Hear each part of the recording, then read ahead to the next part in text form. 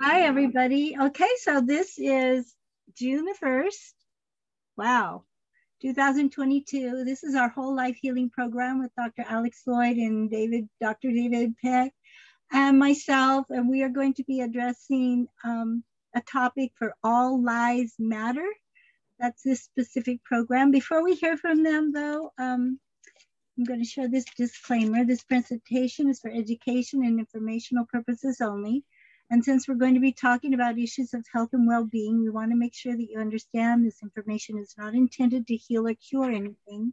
Everything in the presentation are the opinions of Dr. Alex Loyd, Dr. David Peck, myself, or maybe even you if you choose to share.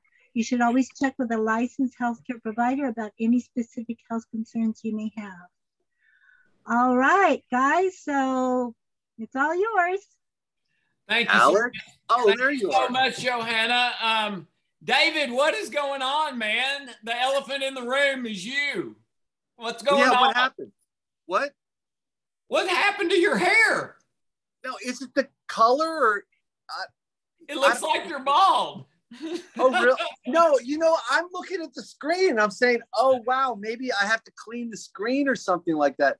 No, I really haven't changed, but I guess. Yeah, you look like, okay, I can see your hair a little bit now, but it almost looked like you were bald. All right. Yeah, there you go. All right, welcome everyone. I'm Alex Loyd. This is Dr. David Peck, double board certified surgeon, Columbia Presbyterian, 20-something years of professor, Columbia Presbyterian, over 50 clinical papers published, 4 United States patents in the area of health. And we are here to help you for free.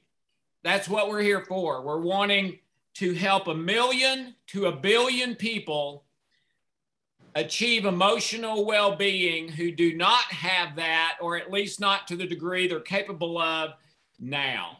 And so we ask you to join us, not to follow us, to join us. Everything is free. And each week we address a different issue. And over the course of a year, we believe we will be addressing every issue you can have. So if you've missed some of these, you might go back and see what issues we covered, because one of those might be the one that you're looking for. And that code will work fine today, even if we did it 6 months ago, okay? But today, our focus, and I thought this was a fascinating one. David came up with it. It's forced eating. And if I had tried to guess 100 times what the topic was that he would suggest, I would have guessed 100 times and not guessed that. But as soon as I heard it, it resonated with me, and here's why. And I know this is going to sound crazy, but it's the truth, okay? When I was 9 years old, on a school regular weekday morning at breakfast time, my normal procedure was I get up, come in, sleepy, hair messed up, in my pajamas, eat breakfast, go shower, dress, go to school, okay? So this morning, I'm at breakfast. My mom has fixed eggs, and she knows that I do not like eggs unless I'm having bacon or sausage or some kind of meat with them. I can't eat just eggs by themselves. And my mom had always been worried about that because I was starting to go over to friends' houses to like spend the night and to play and stuff. And my mom was real big on like doing things correct socially and respecting other people and, all that sort of thing. And she was worried that I would go over to someone's house and their mother would fix us eggs, being very kind. And I would say, oh, I don't like eggs unless there's some kind of meat. And they would be offended. Now, chances are they wouldn't have been offended, but my mom was still worried about that. So she was determined I was going to learn to eat eggs without any kind of meat, and that was the morning it was going to happen. Okay. So I said I couldn't. She said, you have to. I can't. You have to. I can't. You have to. All right. So finally, she's mom. She's bigger, stronger than me and his mom. So I put eggs in my mouth, and I'm just holding them there in my mouth. I'm afraid to swallow because whenever I did that before, I would throw up. So she puts her hands on my shoulders. She's not hurting me, but she puts her hands on my shoulders kind of firmly and says, Alex, swallow now. And I said, please don't make me do this, except I had a mouthful of eggs. So it was probably, well, please don't make me do that, you know, something like that. But she understood, no, Alex, swallow now. I swallowed, threw up in my plate, all over the eggs. All right, it's over. I threw up. So I'm going to go. No, eat the eggs. You've got to be kidding. There's vomit all over them. Eat, Alex, eat the eggs. All right. So anyway, I ended up throwing up, I don't know how many times. At one point, I was bare-legged, okay? I slept in my underwear and a t-shirt, not pajama bottoms. And she grabbed a hairbrush with real stiff bristles on the end. And whenever I threw up or wouldn't swallow, she would hit my bare leg with the bristles of that brush. I don't know how many times she hit my leg, but before we finished, it was bleeding. Okay? It was bleeding. My leg was bleeding. All I remember is I threw up, I don't know how many times, 6, 8, 10. There was throw up all over my plate, all over the eggs, all over the table, some on my clothes, some in my lap, some on the floor. And it finally ended. She did not say she was sorry, anything like that. She said, I don't know what I'm going to do with you. Walked away. Okay. Now, the end of the story, sorry I'm taking so long, David. The end of the story is I find out from my dad and my brother later that she had just been told that she had uterine cyst. That was the reason she was told not to have me, that she would die if she had me. She went ahead and had me. But now, this is 9 years later, and the cyst had grown so much that the doctor at Vanderbilt Hospital in Nashville said it was the biggest one they'd ever seen. It was the size of an 8-month-old baby. And so even though it wasn't malignant, she was told, you may not make it off the operating table. So she was again thinking, I may be about to die. Okay. And today, now at the time, I didn't have a clue what was happening, but today I know she snapped. She snapped.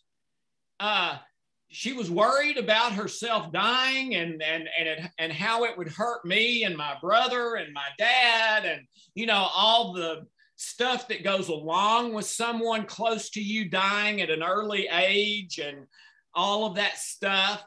And she snapped. Okay. And so, and by the way, my mother never did anything like that before or after. It was 100% out of character, but she did it.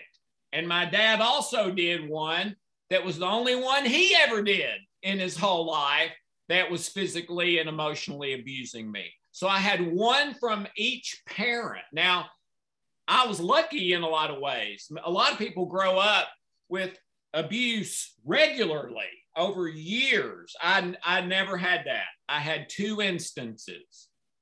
But those 2 instances were unbelievably negative and destructive in my life. And this was the one from my mom that was, David, believe it or not, directly about forced feeding.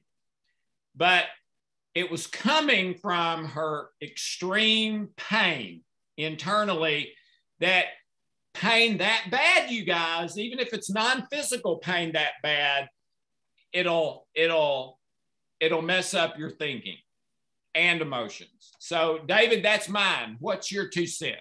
Okay. I was just wondering also, how did that affect you going forward? Oh gosh, it was horrible because I had some conflict with my dad. I mean, in my thinking, I love my dad loved me, but boy, did he have all kinds of mistakes that I hope, and faults that I hope I did not repeat. On the other hand, my mom, she was my rock. She was my everything. She was my safe place, David. Well, this meant I didn't have a safe place for some period of time after that, which affected me greatly. I felt alone. I felt unsafe. I felt very different than how I'd felt before that incident. Interesting. Yeah. So my example is more of a chronic, ongoing thing of, this force feeding kind of thing is, and I kind of wonder whether it's related to the wartime and, starvation that was occurring, because the Jewish faith also has a similar type of stereotype, but in the Korean, the generation that my generation and after subsequent also, there's this thing about having to eat, a lot. And, the more you eat, the better, Right. And I can remember my mom was like, she'd almost like sit me down and like make me eat like right there, and it actually, I'm wondering, I'd like to hear your thoughts on this, Alex, is it possible that could be the start of some way of what develops into like comfort eating to some sort, because emotional eating. Yeah, because I see that it's common, where we feel it's almost like if we eat more, we get more praise. I mean, that was the way that was the environment. So, now if I'm stressed, and I don't do it nearly as much, but for years I was comfort eating. Yeah, if I had some, grant due or something like that, I'm like terrible, and this is typical for actually surgery residency, as when the resident gets in as an intern, they either get wildly, fat, or they get like totally thin and, so, emotional. But yeah, so I'd like to hear your thoughts on that. I totally am in sync with that, David. Hope, my wife, when we got married, her number one by far negative habit was comfort eating. And it was chocolate, it was high fat stuff. And I mean, it was like pushing a button, any kind of pain, and she goes for something to eat. I mean, like bang. And if she is upset and, you're trying to talk to her about, now this was years ago, but I'm trying to talk to her to help her not be upset. She can't even talk to me. She has to go get something to eat. Okay. And if I'm talking to her, she has to be eating that. I mean, it's like, if she can't get to one of those foods for her, it's like she's going to explode or something. And then it's amazing. You see the things on TV and movies and TV shows. And I don't know. And I think this is fairly accurate, but it's, I'm sure, exaggerated. But you'll see people on TV who are addicts, and they'll be going crazy. Kind of we used to call it the heebie-jeebies, almost like spiders or insects are crawling all over your body. Okay. And then they do the tube thing around their arm, and then they do the syringe, and you can just see, if you're watching their face in the movie or the show, as soon as they do the syringe, their face will go like this. Yeah. Well, that's how Hope was with food. I mean, she would have to go eat chocolate or high-fat French fries or something like that. And then like 30 seconds, Dave, after swallowing it, she gets that same look on her face like a drug addict. It's like, oh, yeah, I'm better now. But as you said, she puts on weight. There was a period of my life where I did it. I put on weight. And so many of my clients. And then the reverse of that, which you address, are the eating disorders, which are one of the biggest issues for women in their entire life. Some men too, but bigger with women. And that's the same issue. It's just the reverse symptom. Okay. Instead of eating everything, the way you self-gratify is to not eat so that you look better. And it's the idea and belief that you look better that causes you to, but it's the same issue, just the opposite symptom.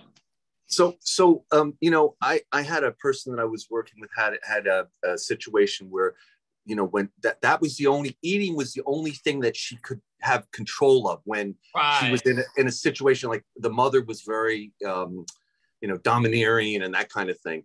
So as a result of that, you know, so my question, I guess I have a couple of questions. One is, you know, what was driving my mother and the whole, you know, generation of people to do that? Is it that they were feeling as though if they, you know, that was their way of, I mean, kind of like exerting control in a way, because it would also involve manipulations, you know, and like, you know, you have to do this or that, and you know, so subtle rewards that you would get for eating a lot, you know, or something like that, you know, praise or whatever. Well, to me, I'm sorry, to me, Dave, it's a parallel. I mean, if you're watching this, you may have heard this. If you Google it, this is what you'll find, okay? That a lot of sex addictions, whether it's to having sex or pornography and masturbating or whatever, a lot of sex addictions are about control. And one of the proofs of that is that, and this is brand new research that's only been done after internet pornography kind of skyrocketed, okay? So we started studying this to see, okay, here's a new phenomenon in the world. Let's see what its effect is. And that's what they found is that people who become addicted to internet porn, and the statistics are saying, to me, it may be the biggest addiction we've ever seen in the history of mankind. But here's the interesting thing. Once they get so far into that, they prefer pornography to actual healthy sex. And there's only one reason: they can control the pornography. So it's to me, the food is just a parallel. Instead of choosing pornography, they choose food. And that's similar to weak link theory in medicine. You break at your weakest link. Well, for Hope, that was depression. For me, it was acid reflux. For Dr. Ben, it was ALS. You know, for you, it was several things. It's different for everybody. So yeah, where you break when the pain hits is your thing. And you may know someday why that instead of another one, or you may not ever know it. You just know that for whatever reason, that's the one I gravitated toward. There's usually a reason, but you can't always find it.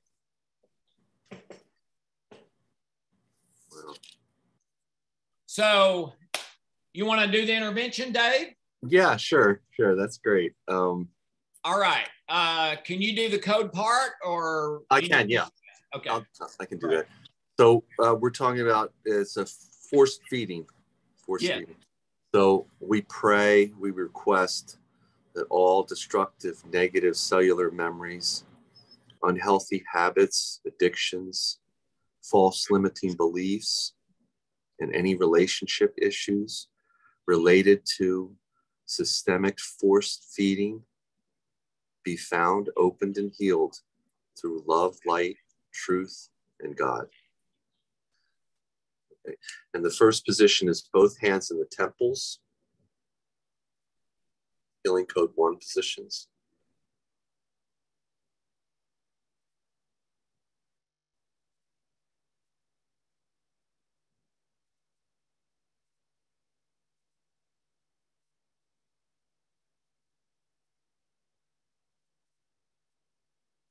Second position is left hand jaw, right hand temple.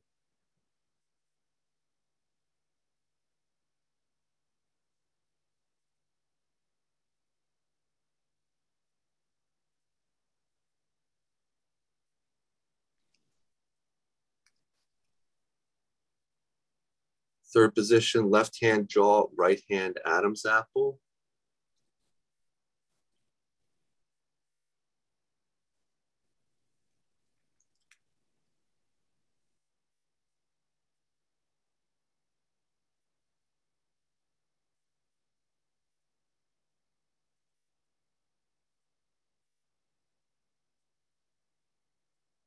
Fourth position is left hand Adam's apple, right hand bridge.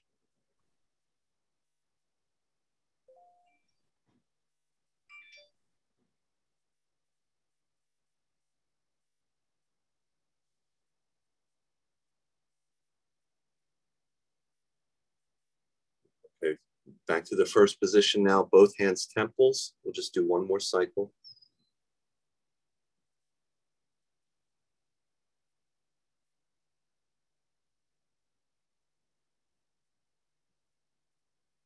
For systemic forced feeding.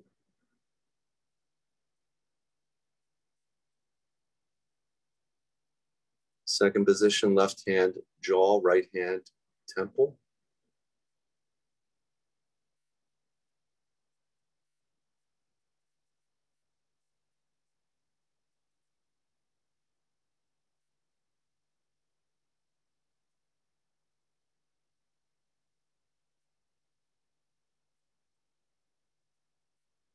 Third position, left hand jaw, right hand Adam's apple.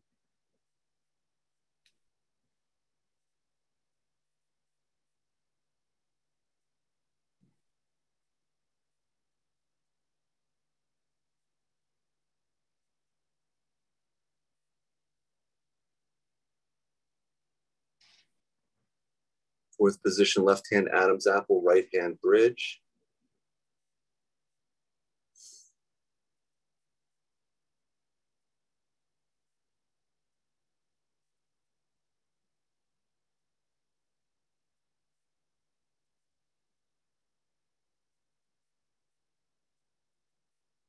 And both hands temples.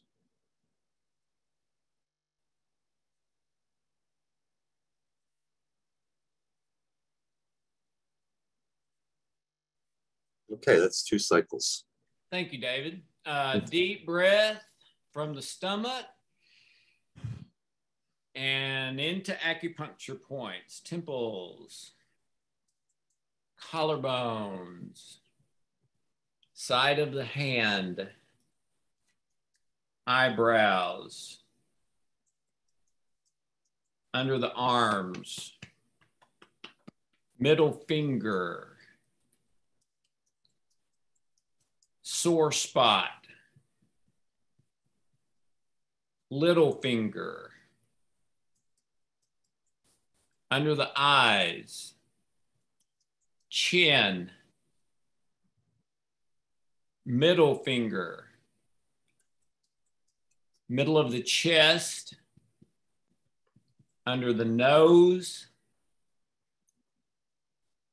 9G, eyes open, closed, open, eyes down to the left, down to the right, circle, circle back the other way, hum,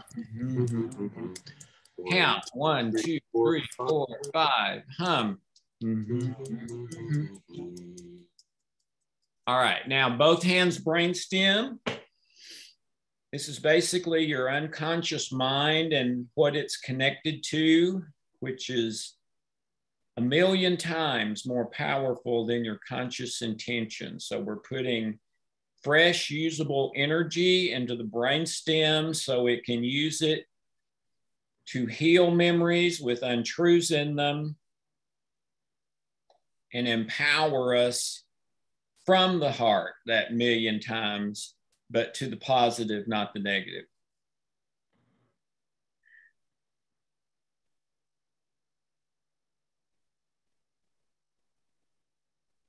All right, now governing and conception vessel, let's activate 3 times, please.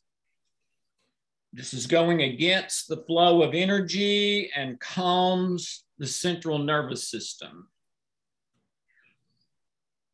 which is another way of saying reduces stress.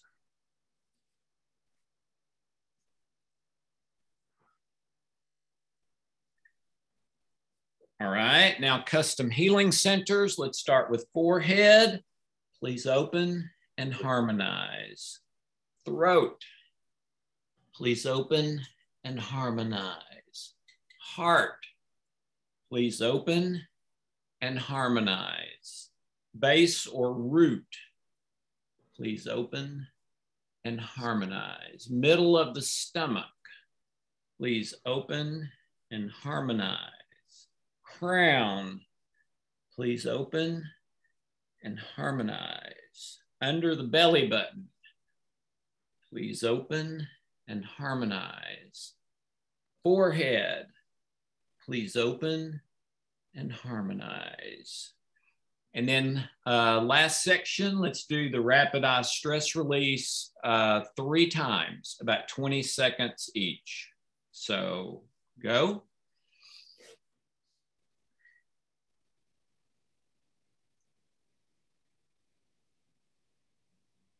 Stop, deep breath. Go again. About 20 seconds. Stop, deep breath. One more time, go.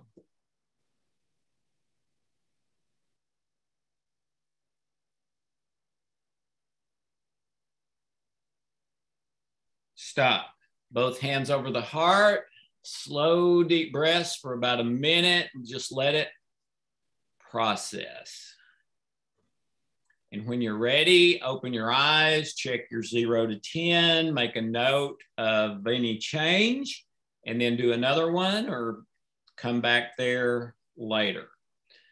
So in light of what we've talked about today, kind of my encapsulation, I guess, Dave, of that is the next time you do behavior that it has a negative result in your life. You feel guilt, you feel ashamed, you feel I shouldn't have done that, you feel it was wrong, you feel, oh shoot, I'm trying to lose weight and I ate another half gallon of ice cream, any kind of negative.